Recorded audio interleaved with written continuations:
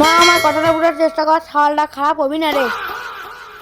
আমার এত বছরে ঘটক গিরি করার অভিজ্ঞতা, কত সাল মার বিয়ে দিয়ে আমার চুলটাই পেয়ে গেল। কাকা সোয়াল কি করে? সোয়াল তো সরকারি চাকরি করে রে মা, মাসে 50,000 টাকা পায়। তোর কোনো রেখে অভাব হবি না। ও তা কাকা তোমার সোয়াল কি করে?